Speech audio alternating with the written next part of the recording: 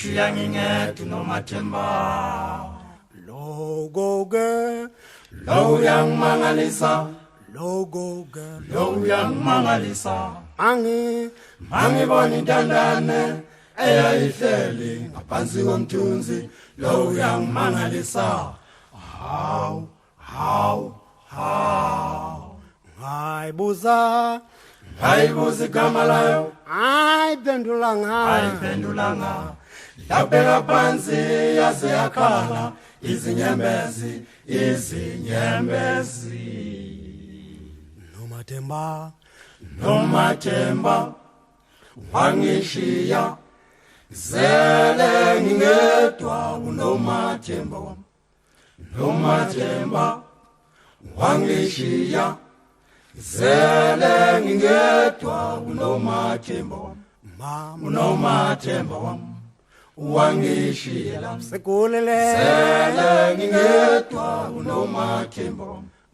Unomathemba wami wangishiya, simnambi, zele ngingedwa unomathemba wami. simnambi, Zele ngingedwa unomathemba wami. sekolo nomathemba, kazabhali nencwadi incane. Uya nomathemba, Semnambi, uya nomathemba, tunomathemba uya wena. nomathemba, Kazabhali uya nencwadi nomathemba, incane. uya nomathemba, Amusemnambi, uya nomathemba, amunomathemba, uya nomathemba, kodwa uya nomathemba, saxabananga. uya nomathemba, Amusemnambi, uya nomathemba, themba uya lami, nomathemba, awusabhali uya nencwadi nomathemba, incane. uya nomathemba, Amusemnambi, uya nomathemba, tunomathemba, uya nomathemba, kazabhali uya nencwadi nomathemba, incane. uya nomathemba, Amusemnambi, uya emamu nomathemba, uya nomathemba, nomathemba, kazabhali uya nencwadi nomathemba, incane. uya nomathemba. Amusemnambi, tunomathemba, kazabhali nencwadi incane mama. Semnambi, tunomathemba wema, kazabhali nencwadi incane. Semnambi, tunomathemba, kazabhali nencwadi incane mama. Bueno, pues buenas tardes a todos y muchas gracias por venir, muchas gracias por acompañarnos y sobre todo gracias a la librería de viaje que nos aloja en sus salones. La verdad que con esta librería siempre, pues a lo largo de los años he tenido una relación muy especial y estos días cuando les llamé para hacer la presentación de este libro, sabiendo que los horarios obviamente pues no son los habituales, ¿no? Porque empezamos muy tarde, como veis, pero realmente todo han sido facilidades, así que pues me gustaría mucho dar las gracias a todo el equipo de la librería, especialmente a su director, a Miguel Briongos, a Almudena Sánchez y a Santos Valenciano, que andan por aquí, y desde luego por la amabilidad, ¿no? De haber organizado este acto. Bueno, pues vamos a presentar este libro, La aventura. Es la última novedad que ha aparecido en nuestra editorial, La línea del horizonte. Es un libro que a mí particularmente pues, me tiene muy feliz, me tiene muy contenta, porque es un tema que hace tiempo quería tratar y quería tratarlo más o menos de la manera en que está tratado, ¿no? Todo es perfeccionable y desde luego mejorable, pero creo que la nómina de autores que ha recogido realmente es muy interesante. Esto parte de una idea inicial que era recuperar en un solo texto dos textos que se consideran clásicos en el pensamiento de la idea de aventura, que son los del filósofo Vladimir Yankelevich y los de Georg Simmel. Son dos textos que aparecen referenciados pues, en todos los pequeños ensayos sobre este tema, pero eran prácticamente inencontrables. El de Yankelevich se publicó hace muchos años por Turner en una edición que incluía otros dos ensayos, que eran el aburrimiento, lo serio, aventura, el aburrimiento y lo serio, y el de Simmel dentro de otra serie de textos breves. Entonces, en principio eran esos dos, lo que pasa que empecé a pensar, digo, bueno, caramba, pero aquí falta algo sobre literatura de aventuras, y aquí hace falta algo sobre antropología de la historia, y aquí hace falta algo sobre pensamiento y sobre todo traerlo a la actualidad. Y entonces, a partir de ahí, a esos dos textos iniciales, se unieron dos textos que yo considero también que son muy valiosos. Son dos aportaciones de dos autores franceses. Realmente en Francia es el país en el que desde mi punto de vista mejor y más se ha trabajado este tema. Y en los dos casos, tanto David Le Breton, que es un antropólogo cultural, del que ya se ha publicado en español varios de sus libros, como Sylvain Veller, que su especialidad es la literatura de viajes, especialmente la literatura de aventuras. Son dos textos, claro, de un perfil muy francés. Si no los lee, dice, caramba, es que todos los ejemplos son franceses, pero bueno, es que esto es así. Es que la literatura francesa verdaderamente produjo una serie de autores y de libros y de temas fundamentalmente desde mitad del siglo XIX hasta mitad del siglo XX muy interesantes, entonces es lógico que barran, digamos, para casa, ¿no? Y las aportaciones realmente son totalmente trasplantables a nuestro país, incluso también al ambiente anglosajón. Hay un texto como curiosidad en esta antología de Joseph Conrad, que es un texto que se traduce por primera vez al castellano. Es una rareza porque es un texto que él escribe unos meses antes de morir, al final de su larga vida como escritor, y lo dedica precisamente a todas aquellas lecturas que él había hecho en su infancia, en su juventud, y que además en este texto él de alguna manera las pone en valor porque para él, según nos cuenta, no eran los héroes de ficción los que realmente le llevaron al mar, ¿no? O le llevaron a la escritura de sus grandes novelas sobre el mar, sino la vida real de muchos de los exploradores que él había leído ya desde joven, ¿no? Y también hay otras dos pequeñas aportaciones que se publicaron en su día, en un extra estupendo que hizo el diario El País hace casi 20 años, y que son los de Fernando Savater y Rafael Argullol. Y los he incluido porque, aunque son dos textos muy breves, son dos textos muy condensados y en los dos casos muy interesantes, y especialmente el de Fernando Savater resume muy bien el tema, ¿no? Y luego también he contado, a partir de ahí empecé a ampliarlo con otros autores españoles y tengo la suerte de haber contado con la aportación de Juan Pimentel y de Isabel Soler, a quien quiero dar las gracias, y luego también, por supuesto, algunos de nuestros compañeros de La Línea del Horizonte. La Línea del Horizonte es algo más que una editorial, ¿no? Es también casi, bueno, hacemos una revista y hacemos muchas más cosas. Entonces, bueno, conseguí liar a Javier Cachón, nuestro explorador polar de cabecera, y a Carlos Muñoz Gutiérrez, que es nuestro filósofo de cabecera. Y también a Javier Reverte, que hoy no está aquí, pero también pues, está en esta aventura prácticamente desde el comienzo, ¿no? Así que esta es más o menos con esta salsa se ha cocinado este libro, que espero que al menos sirva para no ya tanto relatar aventuras, que es lo más habitual que podemos encontrar en la bibliografía al uso, sino cómo pensar la idea de la aventura. Y cómo pensarla además desde evitando toda esa falsa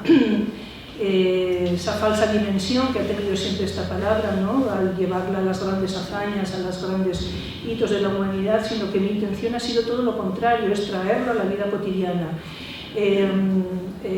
Hacer que muchas de las ideas que arrastra esta palabra llena de magia las podamos hacer uso de ellas en nuestra vida corriente, ¿no? Porque la aventura es eso, la aventura es algo que ocurre, que está fuera de nuestra voluntad, que nos llega de fuera, y lo importante es con qué actitud enfrentamos esa llegada, ¿no?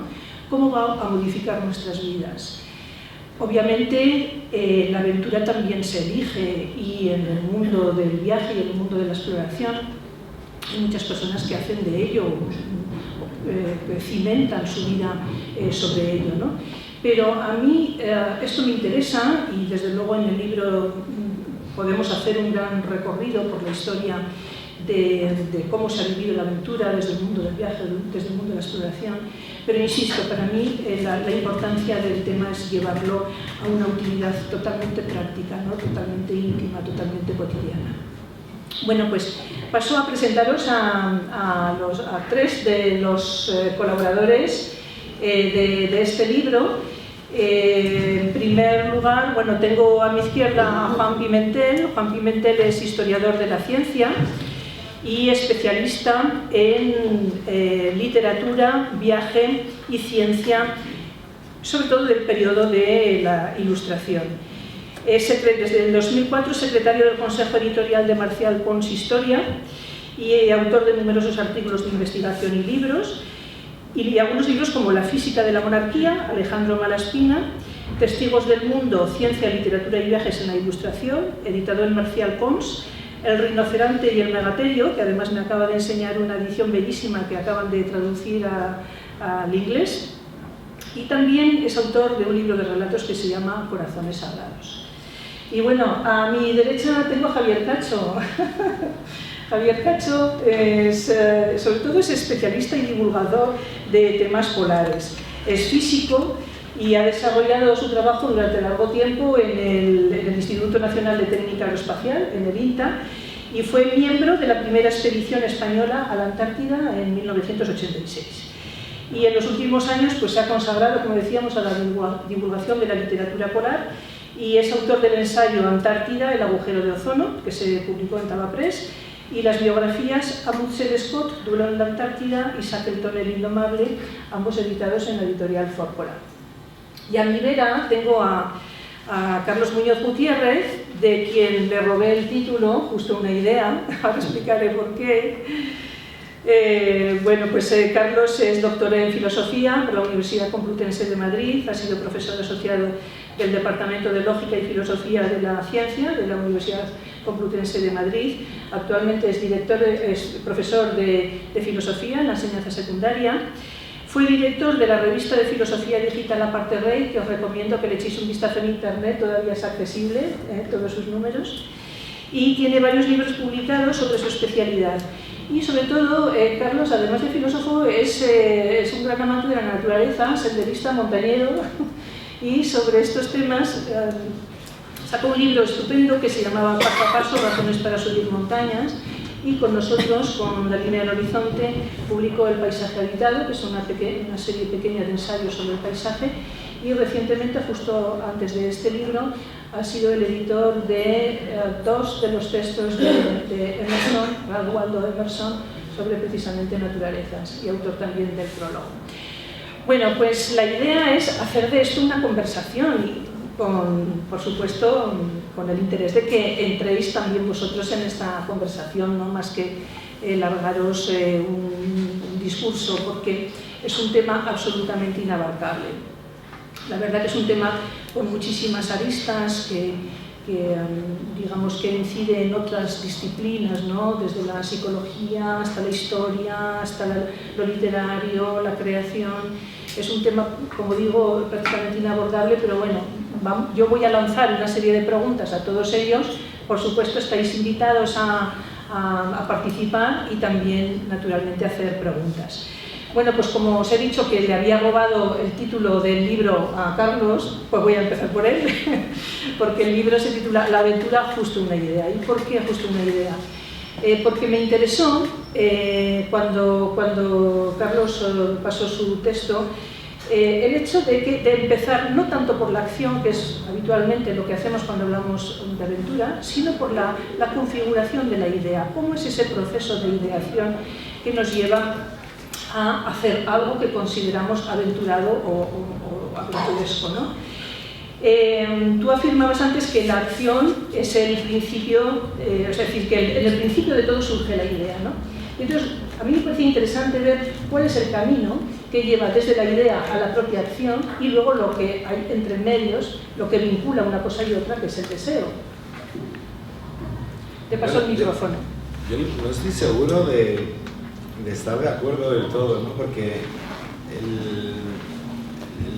yo creo que la idea, la acción y el deseo ocurren a la vez.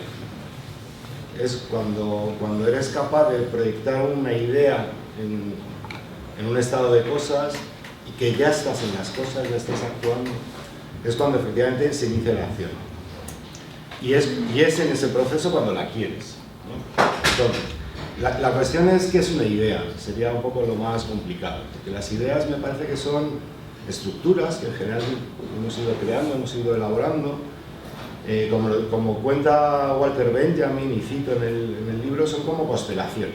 Nosotros vemos el cielo y proyectamos una estructura que nos permite captar una serie de estrellas y agruparlas. Las salvamos de alguna manera, las agrupamos y constituimos ahí algo que no estaba de alguna forma, ¿no? Yo tengo una idea de una figura del oso, la proyecto en el cielo y tengo pues la osa ahí, ¿no? Entonces, esa es la idea. Entonces hay que diferenciar, yo creo, entre lo que es tener una intención. Uno puede tener la intención de atravesar el desierto, de viajar al polo, lo que sea, y esa intención además puede quedar diferida en el tiempo durante mucho tiempo, ¿no? Porque yo tengo, pues anda que no tengo intenciones, lo que me gustaría hacer. Y bueno, eso queda ahí, latente, etc. Pero es cuando eres capaz de proyectar la idea en el estado de cosas, en las circunstancias, en los medios, en los recursos, cuando la acción ocurre. O sea, que a mí me parece que todo ocurre a la vez. Yo creo que este tópico de primero pienso y luego actúo, me parece que pensar ya es un modo de actuar, ¿no? Y en ese sentido, pensar es una aventura, es un poco el planteamiento. Y la aventura consiste en crear justo una idea, ¿no? Esa era un poco la idea. No, yo no creo que esa secuencia de pensar-actuar sea real. Yo creo que el pensamiento es como una especie de relámpago, ¿no? Es inmediato, está ahí justo en el momento en que ya estás actuando, es porque has tenido la idea. Y es esa inmediatez, ¿no? La que me parece que responde más bien a la realidad. Pero el cómo surgen las ideas pues es algo muy misterioso, muy enigmático. Realmente no tenemos una idea muy clara. Yo tengo la sospecha de que son estructuras que surgen de esquemas muy físicos, muy corporales, que vamos proyectando metafóricamente a la realidad y vamos salvando los fenómenos, agrupando los elementos, creando acontecimientos, porque en el fondo yo creo que es una constante, lo vamos a ir viendo, imagino, es una constante que la aventura es un acontecimiento. Es decir, es algo que desde luego se encarna en un estado de cosas, pero no son las cosas, es algo que pasa en las cosas. Y eso imagino que es lo que iremos desgranando hoy. Bueno, es un tema que queda abierto para el coloquio. Juan, en tu caso, como historiador de la ciencia, te has centrado siempre en la relación, lo decíamos antes, entre viaje, literatura y ciencia, ¿no? ¿Qué forma toma esa palabra a lo largo del siglo de las luces y por qué? Hola, buenas tardes a todos. Bueno, yo lo primero que tengo que decir antes de contestar esta pregunta de Pilar es que en esta aventura todos los libros y los libros colectivos son también aventuras para los que nos dedicamos a escribir.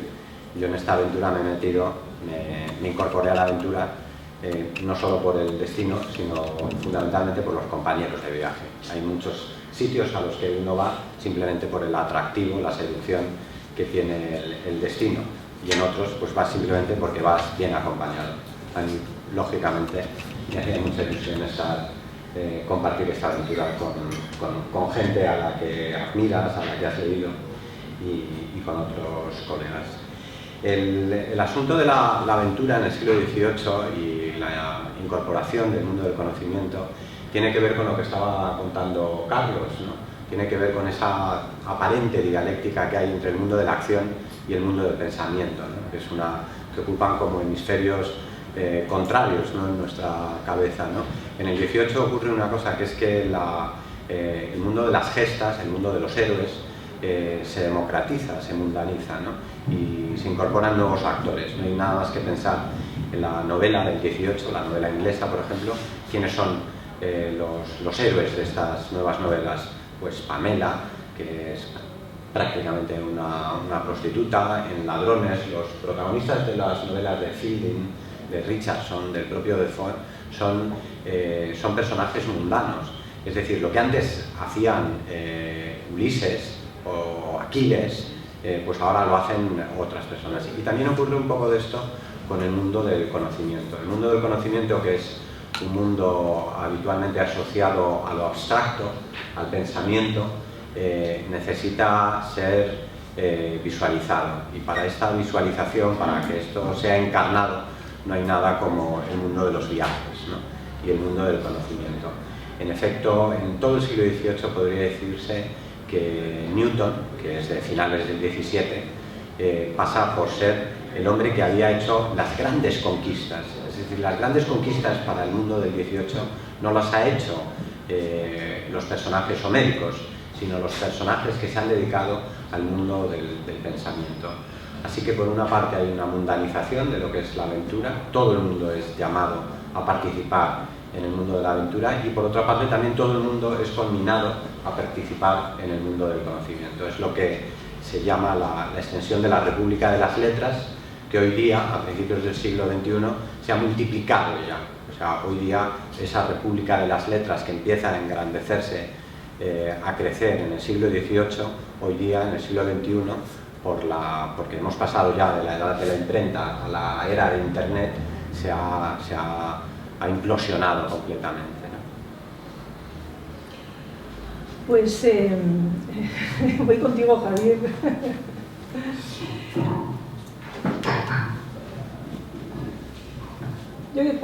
Siempre que pensamos en la aventura y queremos dar ese sentido épico, pensamos en las exploraciones, ¿no? En las grandes exploraciones. Y obviamente uno de los capítulos más apasionantes del mundo de la exploración es el que tuvo lugar en ese pliegue que va entre los siglos finales del XIX y del XX en los dos polos, ¿no? De toda esa larga historia, uno de los textos que más, digamos, la tratan desde el comienzo o la exploran desde el comienzo es el texto de David Le Breton, pero a mí me interesaba especialmente de todo ese periodo que abarca lo que se llama la Edad Dorada de la exploración, desde finales del XIX a mitad del XX, me interesaba mucho la experiencia polar, ¿no? ¿Por qué crees tú que sigue teniendo todavía esa impronta tan emotiva, ¿no? tan servida, tan idealizada, digamos, por tanta gente, ¿no? ¿Por la proximidad a nuestra historia o por la dureza de lo que aconteció?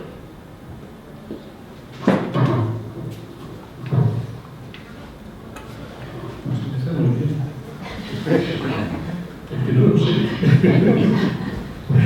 Verdaderamente no sé por qué las relaciones polares tienen este atractivo para mucha gente. Para mí lo tienen. Yo empecé ahí, me enamoré de las relaciones polares y siempre he tratado como de quitar hierro al tema, o sea, de decir bueno, yo he ido allí y me he entusiasmado y sigo yendo y me sigue entusiasmando, pero entiendo que hay otras muchas exploraciones que son igual de atractivas, o creo que pueden existir otras que son igual de atractivas. Yo tengo amigos científicos que estudiaban las selvas del Amazonas y estaban encantados con las selvas del Amazonas. Hay otras personas que van a los desiertos, yo no los soporto, y vuelven encantados con el desierto. O sea, yo creo que cada uno también tenemos nuestro lugar. El mío, pues es la zona polar. ¿Qué le vamos a hacer? Esto es como el chiste de Juanito. Le preguntan en clase, Juanito, di el amoníaco, habla del amoníaco, y dice, el amoníaco es un líquido, va bien. Dice que huele muy bien. Dice que huele bien el amoníaco, y dice, bueno, a mí me gusta. A las regiones polares les pasa eso. Si empezamos a pensar fríamente, seguro que lo asociáis a sufrimientos, a frío intenso, a un viento que te arrastra. Y si hablamos de la historia de la exploración polar, pues a penalidades, a muertes, y pese a todo, pues tiene ese atractivo, tiene ese carácter mítico. No sé exactamente por qué, si soy sincero, no sé por qué. No sé por qué lo tiene. Históricamente llegaron en un momento, llegaron en el momento ideal. Quiero decir, pues toda exploración que se hizo a consecuencia de la Ilustración es un momento donde lo que sucedió, pues quien tomaban parte en ella la cantaban a 4 personas, a los amigos, y se escribía algún libro que normalmente quedaban secuestrados, bueno, algunos informes sobre nuevos descubrimientos que quedaban secuestrados por los gobiernos para que nadie se enterase de lo que habían encontrado. Y sin embargo, la exploración polar, la época dorada, la época de la Belle Époque, que decía nuestro compañero, o la época heroica de la expedición polar, tiene lugar en un momento en donde el mundo no tiene televisión que le distraiga, como más vamos, no hay más que periódicos, Y los periódicos se vuelcan en contar esas epopeyas, en contar esas aventuras que tiene lugar en el mundo romano.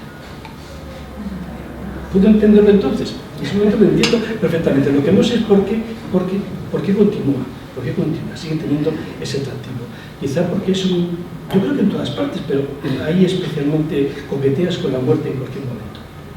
Caminar por un glaciar, ir por un mar helado en una frágil embarcación, meterte en una zona donde te dejan y luego no sabes si te van a poder recuperar, te van a poder recuperar por ti, si hay viento, si no hay viento. Yo creo que todo eso tiene ese atractivo que es recurrente en el texto. El texto continuamente, la aventura tiene que tener un puntito de inseguridad, de peligro, de posibilidad de la muerte. Y eso en la región polar lo tienes mucho.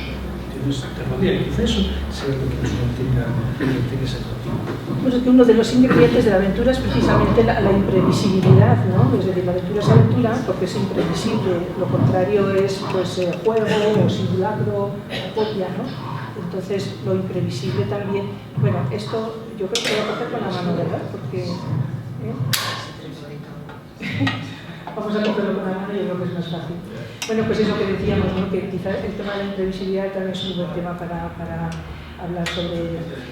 Pero bueno, por cambiar de tema y por cambiar de pila, una cuestión que yo no he comentado cuando presentaba el libro es la razón por la que de los 13 textos solamente hay 2 escritos por mujeres. Y a mí me parece un tema importante. Me ha resultado realmente difícil, sé que no es una excusa, pero es muy difícil encontrar ensayos que entren en no solamente hacer historiografía de este tema, ¿no? Sino en valorar algunas cuestiones fundamentales de ellos.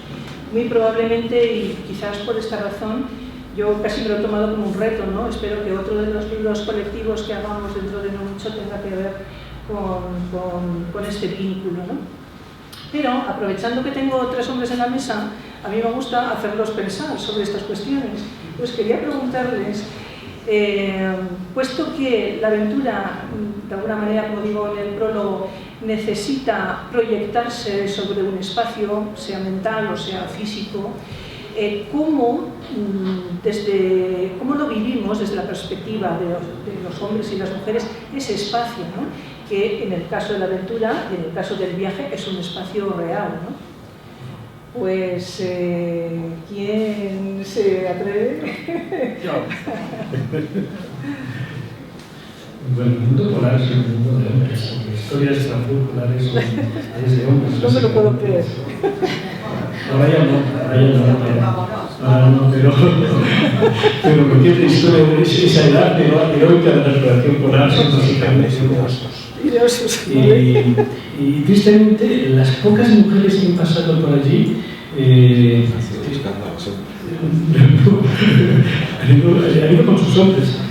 La primera mujer que pasó una noche polar fue Piri, Josephine Piri, la mujer del explorador norteamericano, y de la que ha hecho una película Isabel Cousset, donde en mi opinión no queda muy bien parada, porque es la primera mujer que hay en una región polar, la primera mujer que pasó una noche polar, la primera mujer que tuvo un hijo, la primera mujer occidental, claro, una mujer occidental que decidió, se fue embarazada y dio a luz allí en las regiones polares. O sea, una mujer de muchos arrestos. Pero sobre todo lo que me importa es la percepción que tiene del mundo polar. O sea, hasta ese momento, todas las narraciones que hacían los exploradores de sus aventuras eran tremendas. La noche polar, qué mal lo hemos pasado, la oscuridad, el frío, el no sé qué, el hambre, venga el hambre, venga el frío y los problemas entre todos.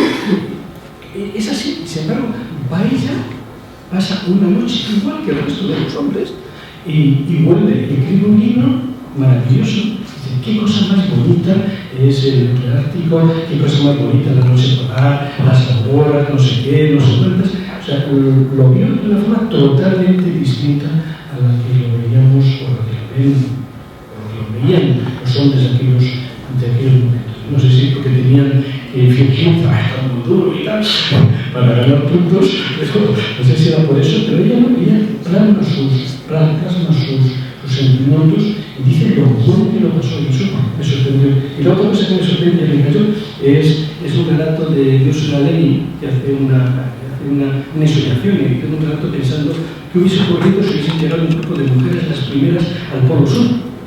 Peter ocurrió, bueno, la escritura en el tiempo es igual, pero un grupo de mujeres que deciden ir al Polo Sur, igual que fue Amundsen, que ayer se cumplió los 150 años y llegó al Polo Sur, pero hace un grupo de mujeres que llegan, efectivamente llegan al Polo Sur. Lo que a mí más me divierte del relato, llegan allí, se felicitan, y una de ellas dice, oye, ponemos una bandera para decir que hemos estado, dejamos y dice, no, hombre, no, eso déjaselo para los hombres.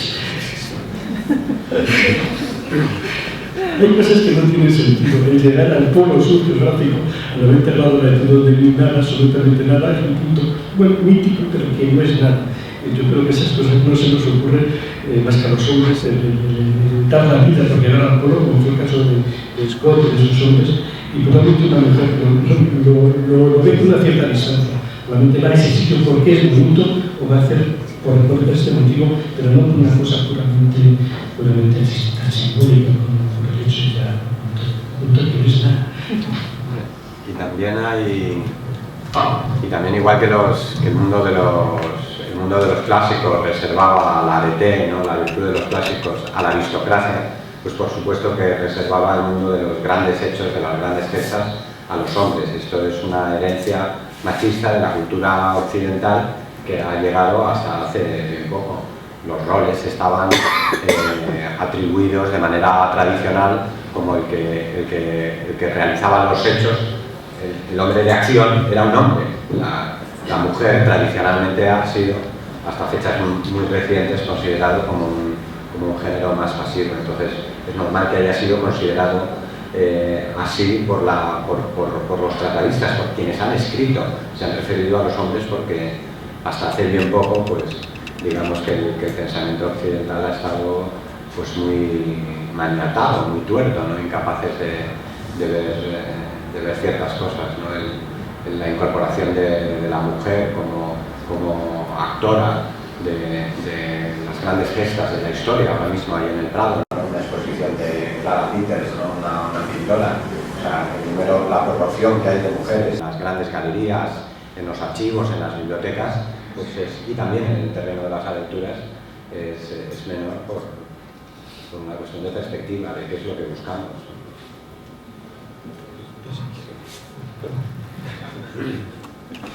Bueno, yo en mi campo, que es esto de la aventura del pensar, me parece que la aventura desde luego no establece ningún tipo de distinción de género, ¿no? Es más, al contrario, lo difumina. Y en este sentido me parece, por ejemplo, que la gran aventura femenina, por decirlo de algún modo, en los últimos tiempos es el feminismo, precisamente, ¿no? Como el pensamiento feminista.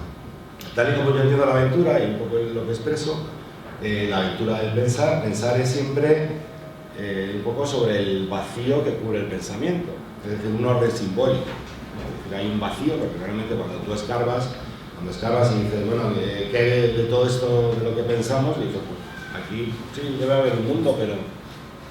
Y entonces la aventura del pensar es precisamente un poco abrir, romper, ¿no? Desvelar ese orden simbólico que está cubriendo un vacío para crear algo distinto.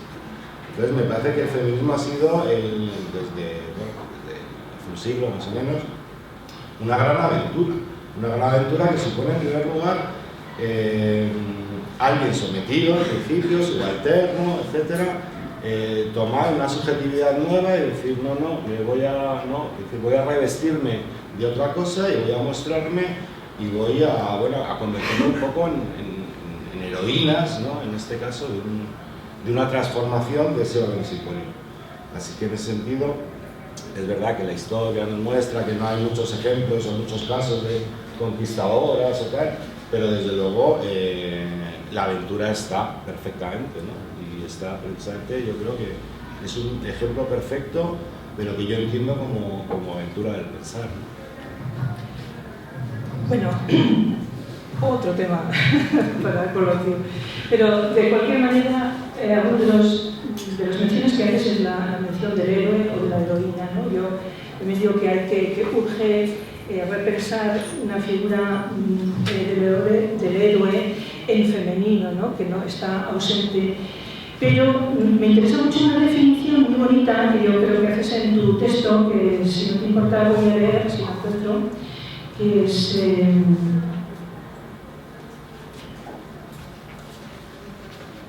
en toda mitología, un héroe es alguien a quien su nobleza, su virtud, su arete, decían los griegos, le obliga a enfrentarse a un destino que le supera, la autoridad. Sabe que su empresa no tendrá un final feliz, porque un simple hombre, aunque sea un semidios, no podrá con el fatum y misericordia que los hados poderosos han ordenado. Saco a colación este tema del héroe porque me parece muy importante, ¿no? Yo creo que el héroe también es un modelo, y en toda esta historia que atraviesa los siglos, los hombres habéis tenido siempre modelos sobre el que actuar o sobre el que idear una acción, una aventura, ¿no? O un proyecto. Y sin embargo las mujeres no tanto, ¿no? Pues, quizás la pregunta iba también más por ahí.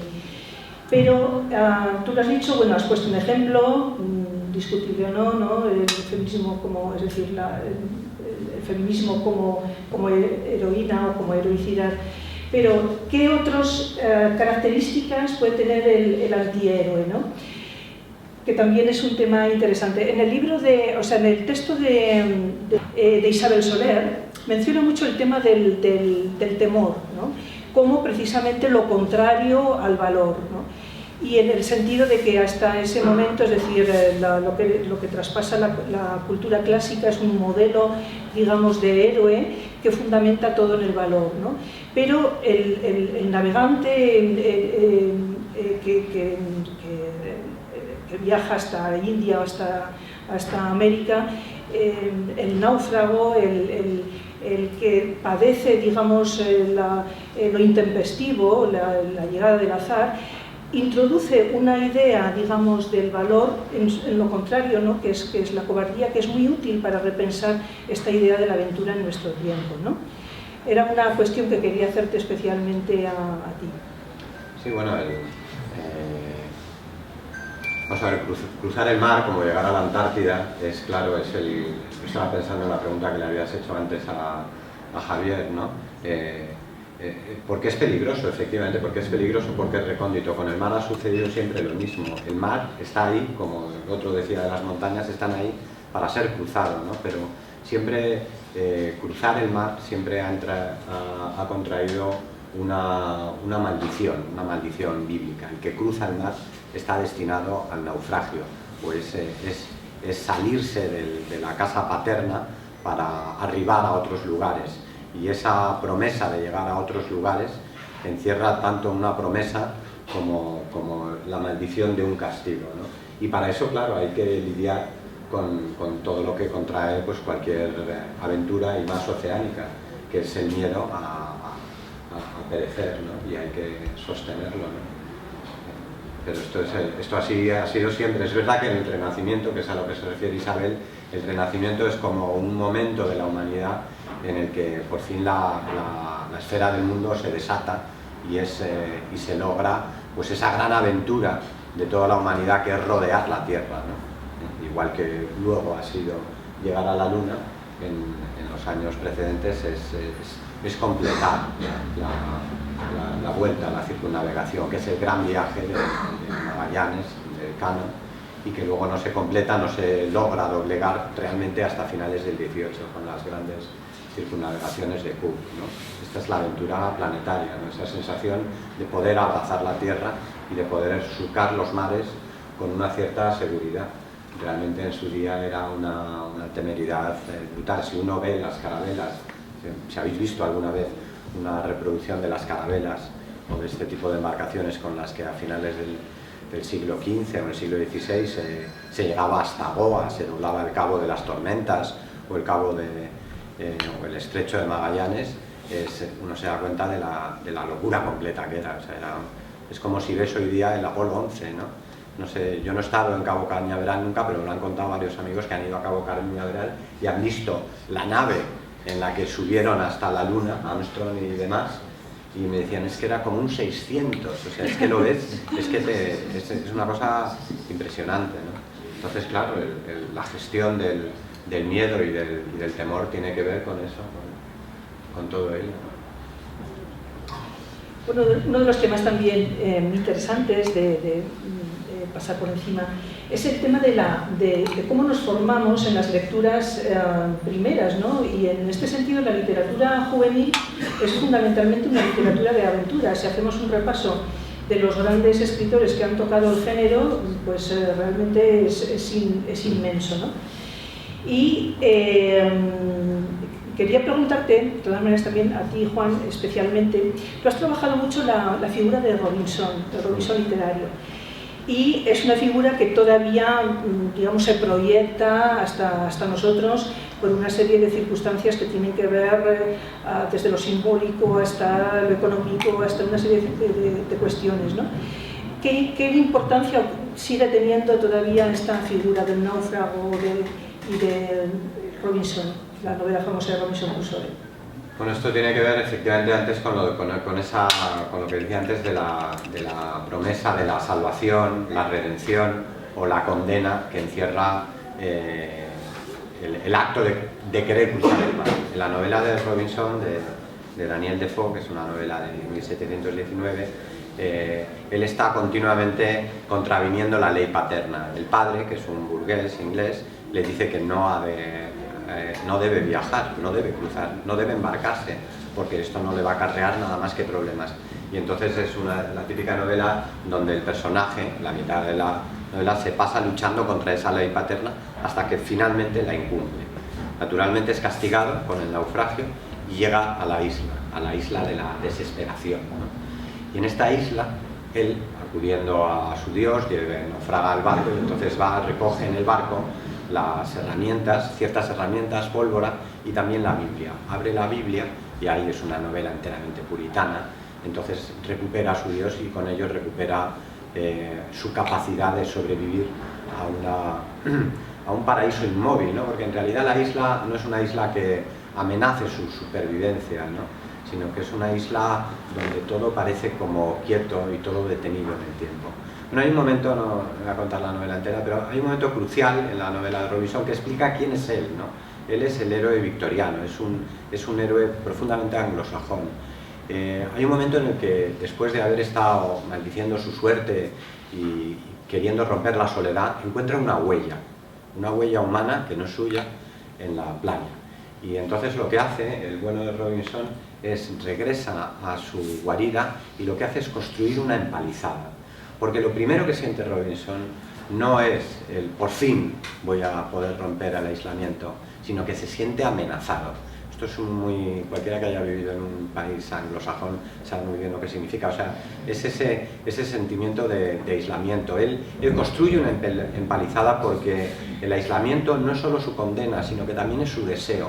Robinson es un sujeto incapaz de relacionarse con nosotros, solo utiliza a los otros. A Viernes, el esclavo, obviamente lo esclaviza, pero también a los otros, ¿no? Es decir, es un héroe taciturno, es un héroe misántropo que anuncia la modernidad. De ahí el encanto que ha tenido para posteriores escritores. Han escrito Robinsoniadas, pues estoy pensando en Cortázar, que tiene un texto radiofónico genial que se llama Adiós Robinson, o el propio escritor surafricano, ¿no? Que escribe una novela magnífica como todas las de Coetzee, o Coetzee, o como se pronuncie, porque es un apellido Boer, y yo entre mis lenguas no está el holandés. Y entonces en esta novela, que se llama Foe, precisamente es un juego de palabras, Foe en inglés es el enemigo, reescribe y además hace reescribir toda la novela desde el punto de vista femenino, precisamente porque es otra náufraga quien ha escrito la novela cuya autoría es robada por Defoe, que es un impostor, ¿no? En fin, la novela de Robinson lo que pronostica es el héroe moderno, capitalista, racional, que es capaz, con su ciencia y con su inteligencia y con su capacidad de calcular, él está calculándolo todo, en todo momento, como nosotros ya hoy día en nuestras vidas, ¿no? Que llevamos al milímetro todo y que somos capaces entonces de domesticar la aventura porque realmente la aventura, si es algo, es enfrentarse a lo que es incalculable, ¿no? A lo que no puedes pronosticar, que es la vida en general. En ese sentido, otra versión es la de Michel Tournier, la de Viernes en los Limbos del Pacífico, que precisamente desmonta, ¿no? todo esto que acabas de referir, mostrándonos un conflicto, en último término, pues, antropológico, ¿no? Entre Viernes y Robinson, que es una novela muy interesante. Y respecto, ¿puedo hacer publicidad no, respecto a lo que decía, yo creo que el atractivo de este tipo del náufrago es precisamente la isla, ¿no? La isla solitaria,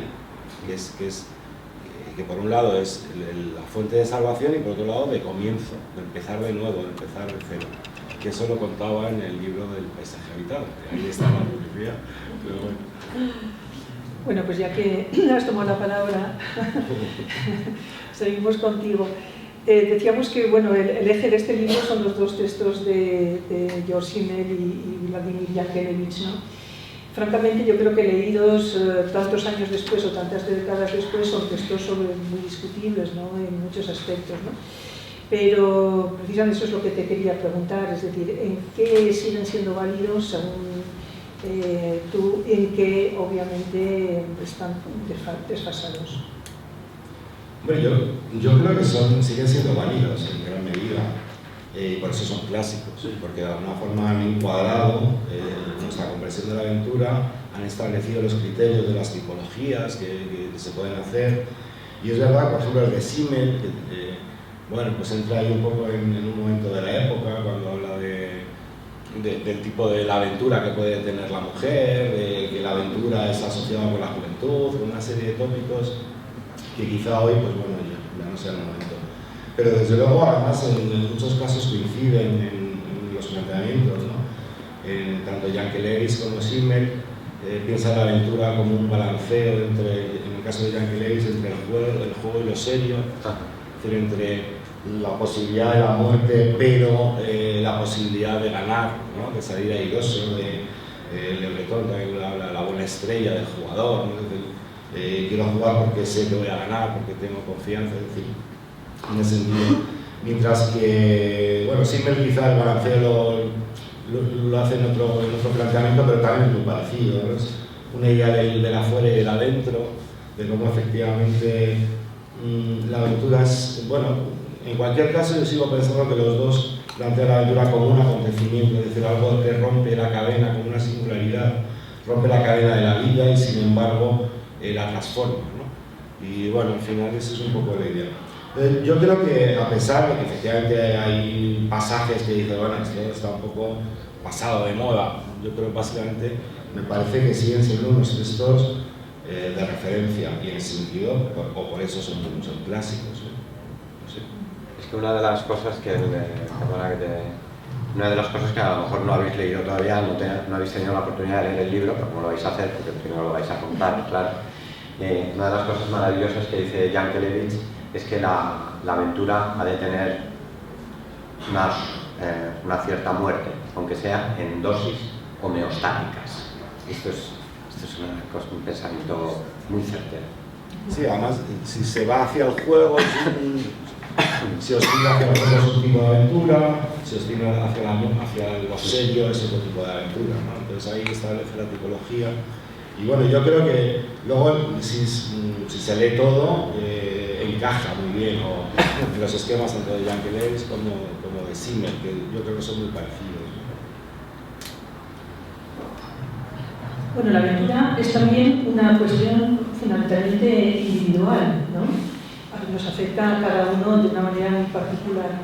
Pero en muchos de los episodios es también una tarea colectiva y especialmente en el mundo de la exploración, ¿no? Esto es una pregunta para Javier, porque obviamente una de las grandes lecciones de la exploración polar es precisamente los recursos que desarrolla el grupo para sobrevivir llanamente, ¿no? Entonces, en ese sentido, ¿qué pones en valor de lo que fue toda aquella epopeya, ¿no? Relativo a el grupo, es decir, a la fuerza que hace la unión de diferentes personas frente a un objetivo común? Sí, evidentemente en pocos lugares como el movimiento polar necesitas el apoyo del grupo. Pero ahora mismo hay posibilidades de hacer muchas aventuras polare en solitario, pero es como consecuencia de que todo ha cambiado mucho. Tenemos radio, tenemos teléfonos satélite, tenemos GPS, tenemos ropas que no pesan, tenemos comida utilizada que tampoco pesa, tenemos nuevos materiales. Entonces ahora es posible hacer este tipo de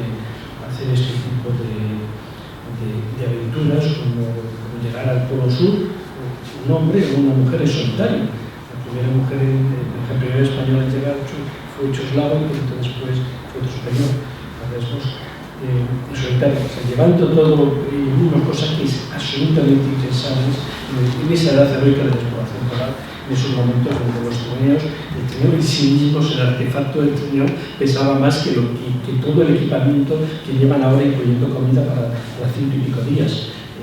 Los sacos de dormir de aquellos tiempos pesaban 40 kilos. Una cosa tremenda.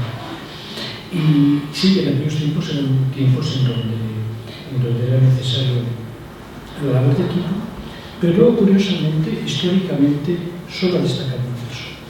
Solo es el jefe, el líder de la expedición, el que ha pasado a la historia. En el caso, estoy pensando ahora mismo, nuevamente con el tema de la carrera del Polo Sur, pues recordamos a Munsen, no recordamos a nadie de los otros 4 compañeros que llevaba. En el caso de Scott, pues todavía, como murió y como tuvieron una muerte heroica, varios que fueron con él, pues todavía recordamos la frase de Oates o Wilson, todavía podemos recordar alguno, pero normalmente los exploradores es el líder que perdura para la historia. Es un trabajo en equipo, pero hace falta un líder solo, un líder único. Y en el tema polar todavía es más lógico ese líder único, por las propias condiciones, por ese tener que, en aquellos momentos, por ese tener que permanecer muchos meses juntos en un entorno cerrado, en donde no es posible que haya 2 o 3 líderes porque se matarían. Hace falta un líder que es el que lo capitaliza todo, que es capaz de mantener el optimismo, la esperanza de todo el grupo, es el que es capaz de distribuir los trabajos de todo el grupo. Y después efectivamente es el que recoge los beneficios de todo el grupo, es el que se convierte en el personaje que aparece en la historia.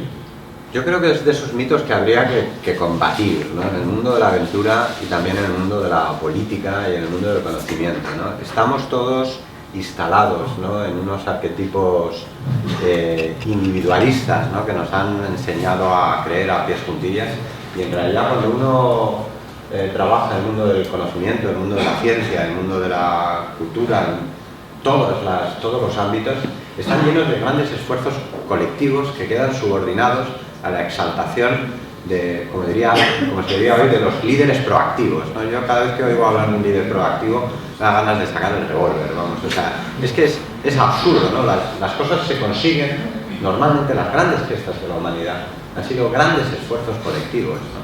Lo que pasa es que por necesidad de individualizarlo, de recordarlo o de exaltar a la gloria individual, pues nos llevamos por delante todo lo demás que oculta en realidad de cómo se hacen las cosas de verdad.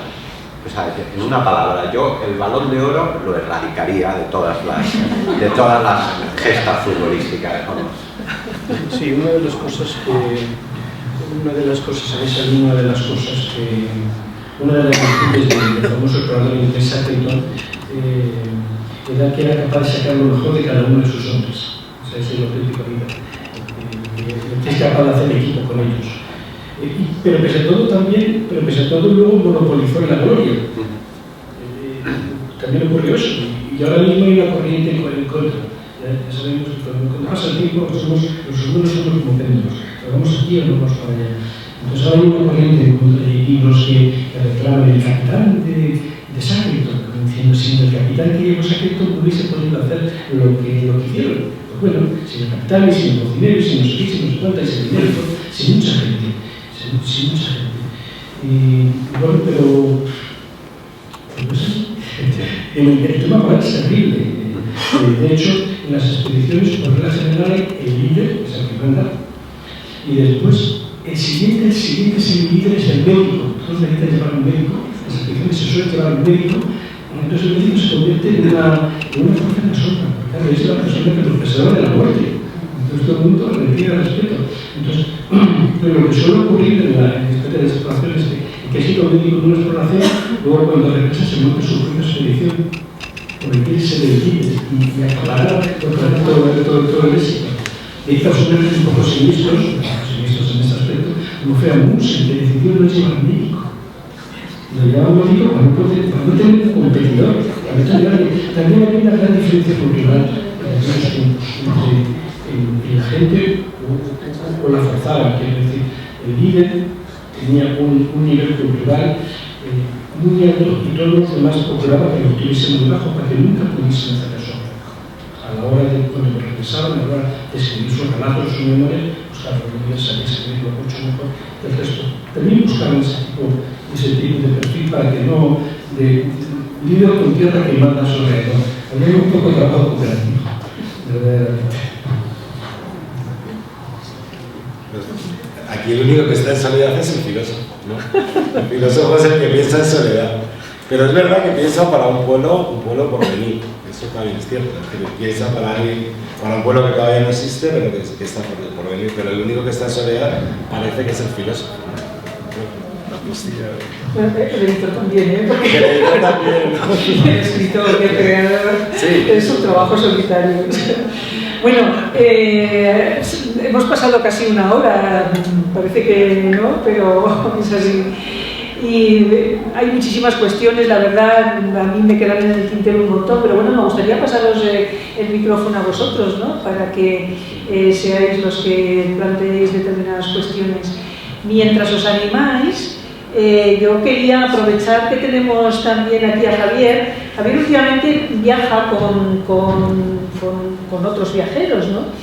Y quería preguntarlo o dejar la cuestión quizás para todos o para poder iniciar el coloquio con esto, sobre la perversión de la propia palabra aventura. Es decir, ahora mismo aventura ha perdido todo su significado, ¿no? La aventura se compra, se alquila, se comparte.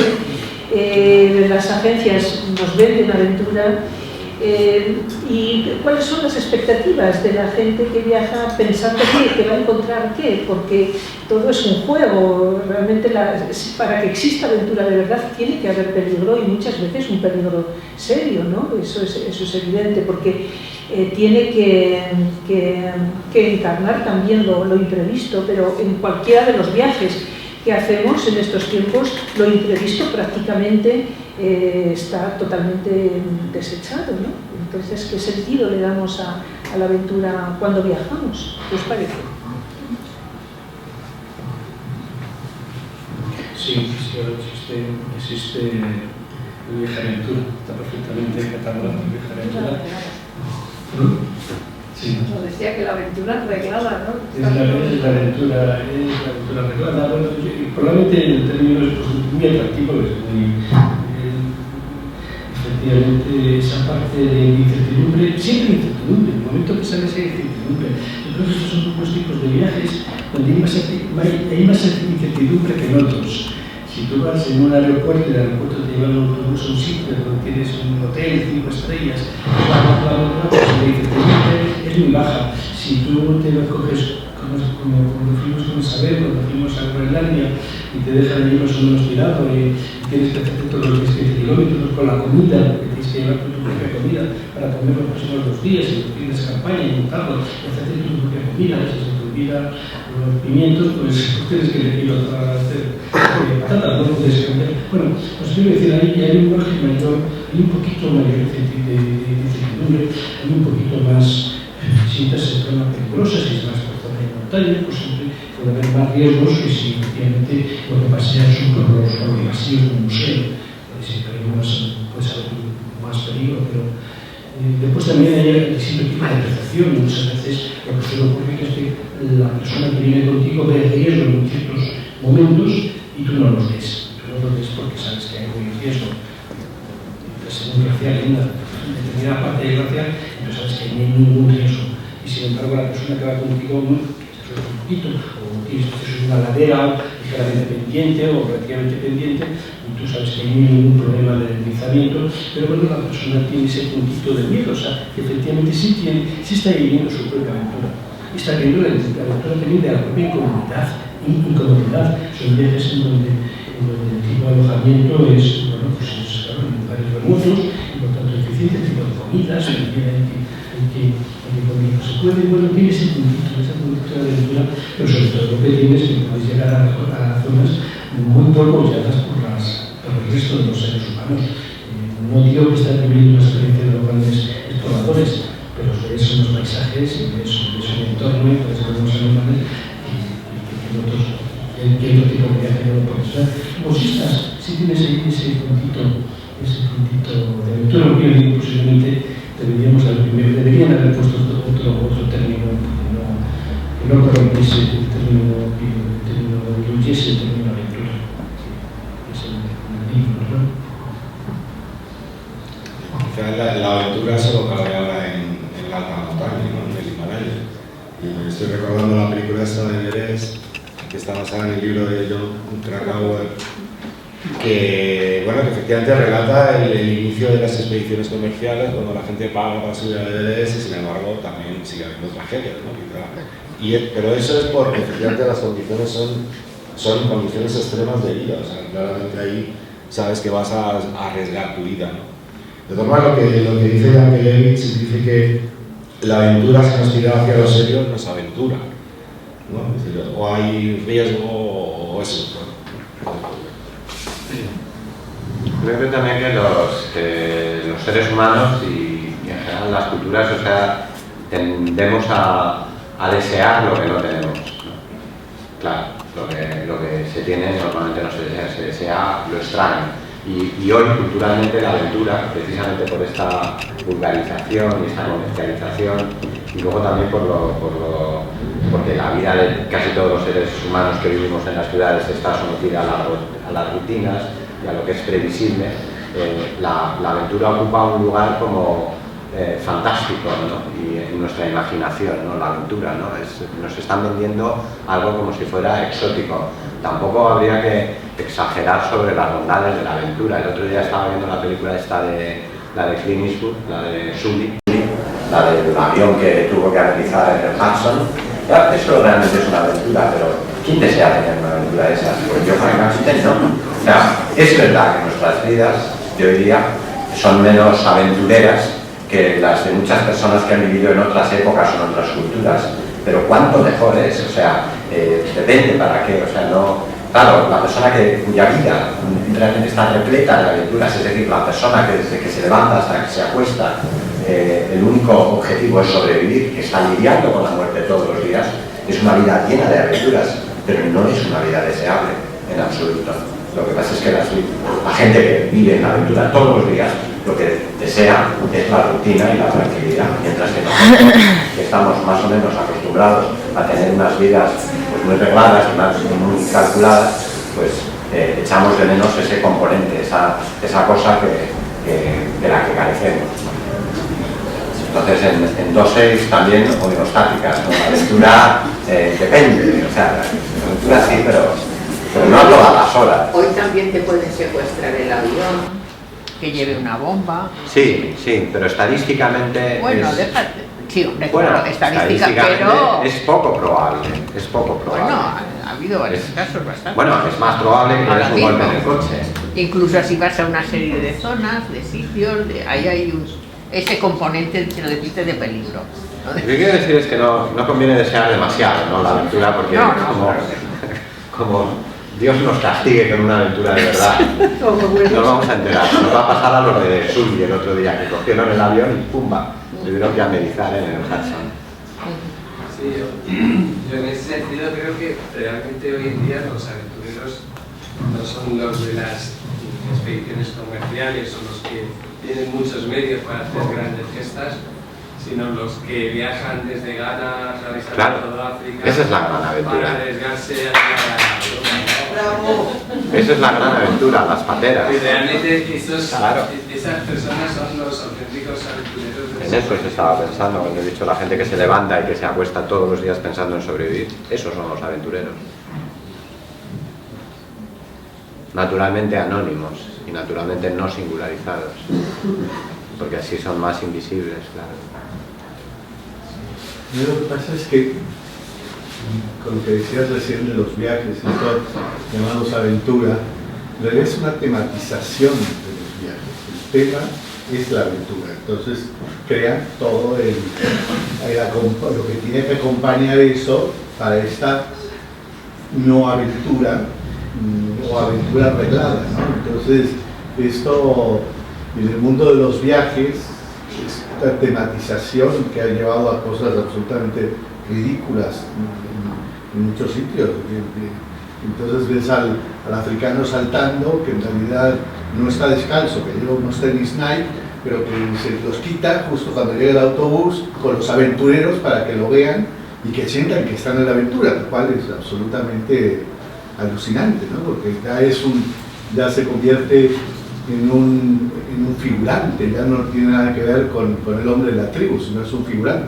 Bueno, lo que han hecho en China es increíble, ¿no? Con pescadores que les ponen capas de paja para hacer parecer que así lo llevaron, y hace 200 años que no usan esa capa de paja, ¿no? Que la han recuperado en los últimos 5 años.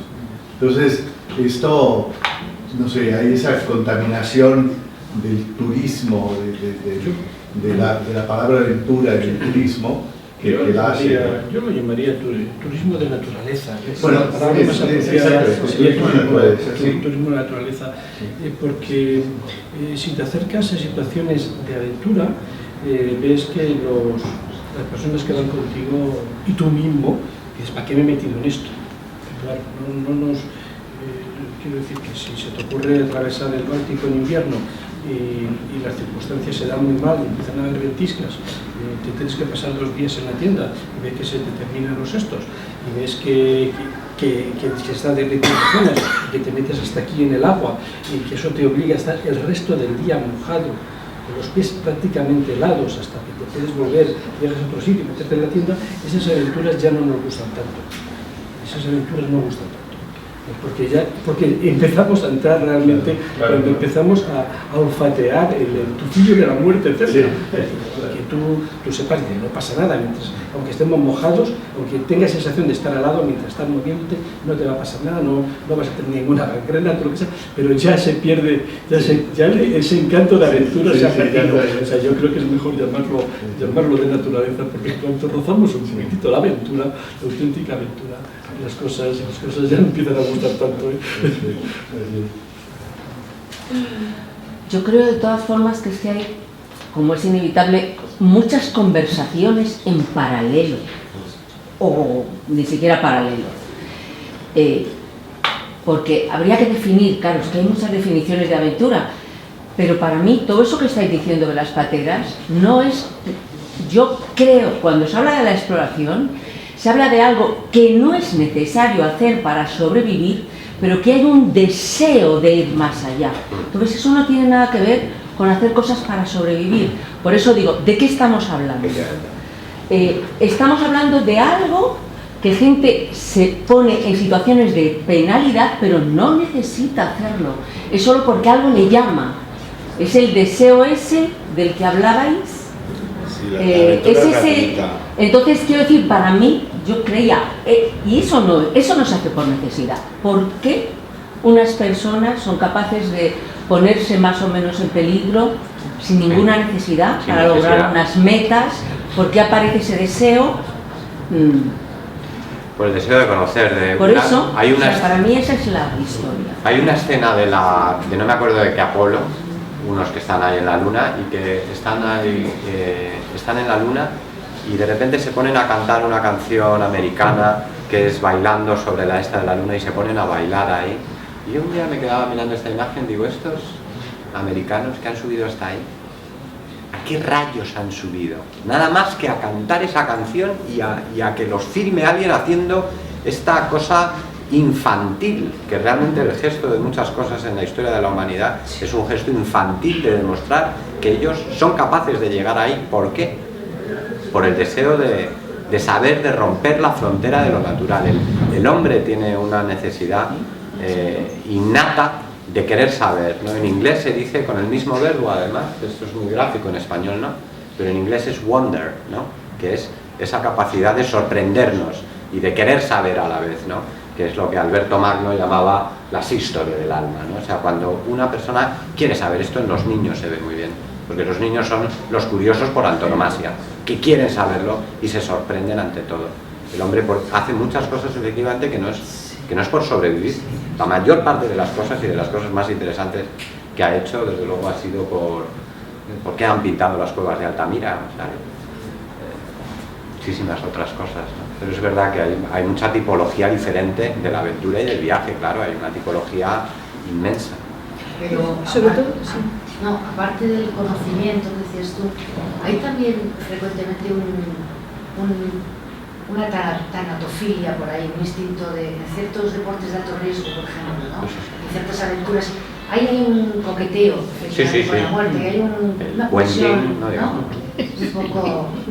Sí, con la alta montaña, por ejemplo, y oyes que te dicen, y me congelé y me cortaron todos no sé qué dedos pero voy a volver. Pero uno espera a sobrevivir. Claro. Al final, claro. Es que lo dice muy bien. ¿Quién lo dice muy bien? Dice, yo tengo muy claro lo que quiero y es la vida, ¿no? Sí, claro. O sea, el aventurero quiere la vida. Y dentro no hemos hablado del amor, pero es una gran aventura, ¿no? Es decir, la aventura amorosa. ¿Cuál es la muerte? Bueno, sí, también, pero es verdad. Y ahí no estás luchando con... No, y el superín lo dice muy claro, o sea, efectivamente el aventurero coqueteará con la muerte, se arriesgará, pero no ama la muerte, todo lo contrario, la elude, lo que quiere es la vida, y está reflejado en el texto, no sé de quién. Yo creo que alguien termina, cita a alguien, pero cita es una cita a alguien.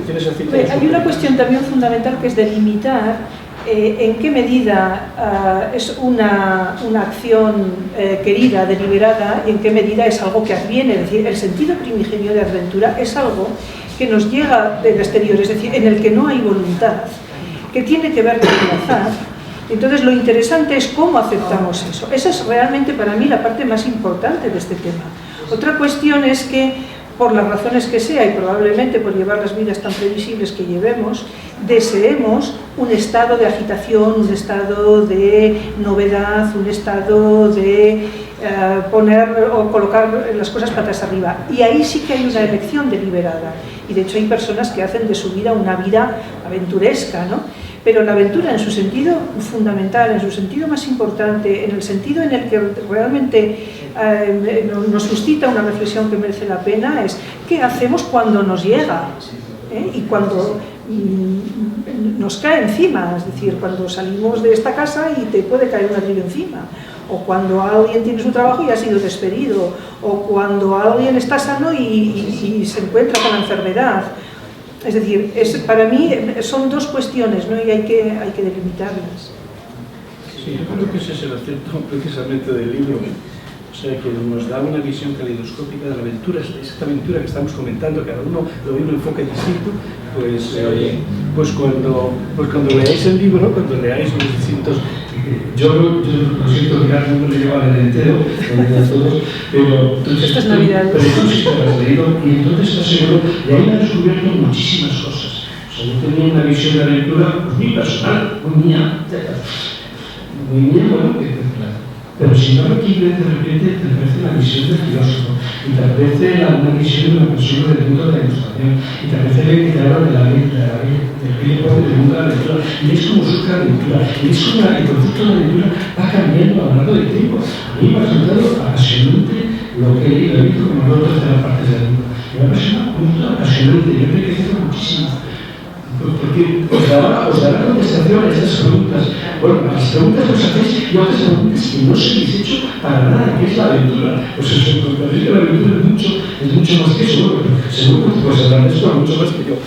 Porque yo te hablo de libro entero. Bueno, es un poco tarde. ¿Alguna cuestión más? ¿Alguna pregunta? No sé si tenéis alguna última...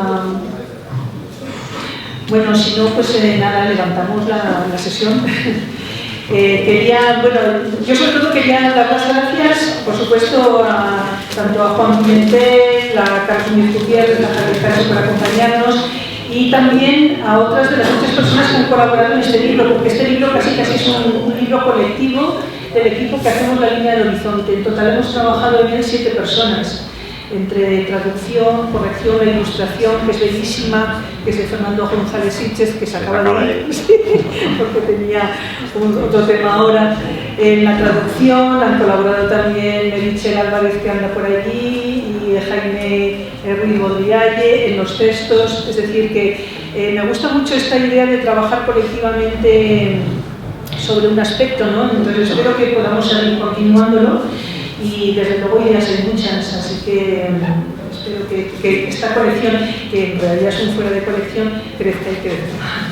Bueno, pues muchísimas gracias. El libro está a vuestra disposición si os ha interesado y si creéis que contiene temas que son de vuestro interés. Y nada más, muchísimas gracias por acompañarnos y hasta la próxima. Gracias.